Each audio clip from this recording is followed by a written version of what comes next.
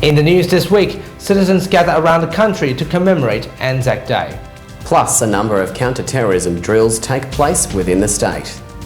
And on Western Perspective, tributes at home and abroad, Australians paying their respects to fallen soldiers on ANZAC Day. This is the Evening News.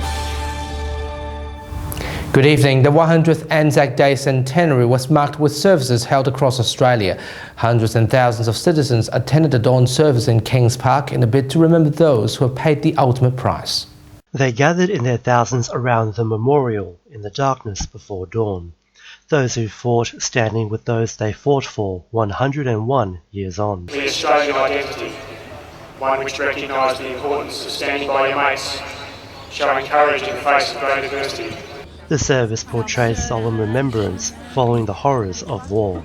At the going down of the sun and in the morning, we will remember them. And those turning out made sure fallen troops were not forgotten.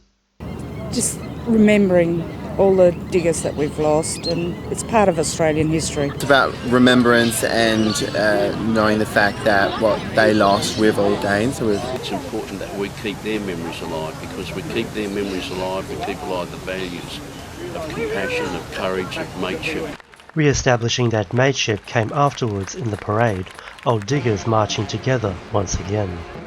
After 101 years, it's a journey they don't want to live without.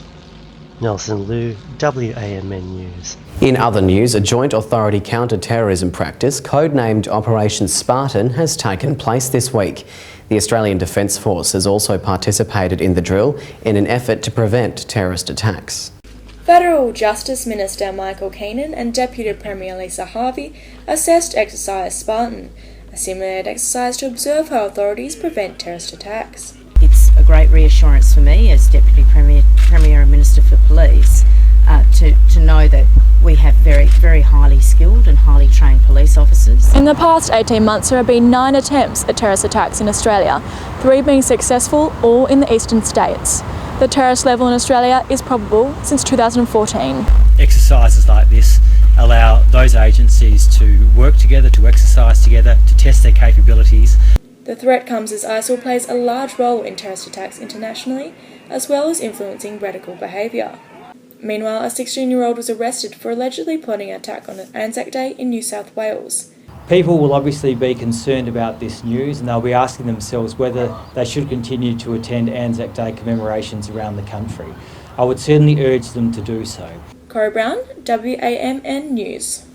Premier Colin Barnett says only 3% of the state's $30 billion debt was racked up by building Elizabeth Quay and the new Perth Stadium. Meanwhile, 60% of the debt is self-financing through electricity and water bills. He also emphasised that the debt is salvageable through the potential sale of Western Power and Fremantle Port. Well, I think we made it very clear we need to control state debt.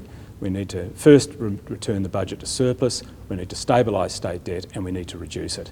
But look, there is not a crisis in our financial management of this state at all. A pro-safe school rally was held in the city demanding the Turnbull government save the program. The organisers have labelled the federal government's move as a disgraceful attack against LGBTI communities. Meanwhile, Conservative demonstrators denied they are against gay and lesbian people, but said a line needs to be drawn on educating children about same-sex issues at a young age.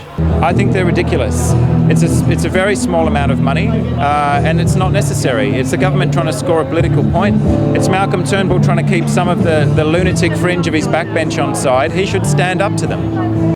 The United States Defense Department estimated that at least 20 people were killed in Iraq and Syria during anti-ISIL air raids. A spokesman from the Air Force blamed the casualties on enemies as they hide amongst civilians. Meanwhile, civil watchdogs believe the death toll is much higher because the number of air bombings reached 12,000.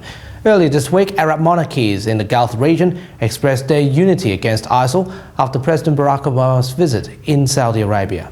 International rock star Prince has passed away at his Minnesota mansion at the age of 57. Police were called to the scene after Prince's body was discovered inside an elevator on Thursday. Many of his fans paid tribute by leaving flowers outside his home. Prince has won 7 Grammy Awards and made it into the Rock and Roll Hall of Fame in 2004.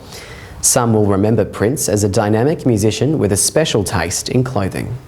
And finally tonight, the state government has launched a new sporting program named Silver Sports, aimed to help seniors to be more physically active. The Sports Minister Mia Davies and Premier Colin Barnett together showed up in Belmont, and the Minister also makes some dance moves. In those communities there is a high number of people that have obesity-related disease, so heart disease, chronic disease, and so we've chosen deliberately those 4 communities to trial this program. We'll be investing $300,000 over 1 year and then we'll evaluate the success. And those are the top stories you need to know this week. We have the latest news on our website and Facebook. And our special ANZAC Day coverage continues now. Here's Nelson Liu. Good night. Good night. Thanks Ivan and Dylan. Hello and welcome to a special ANZAC Day edition of Western Perspective. I'm Nelson Liu.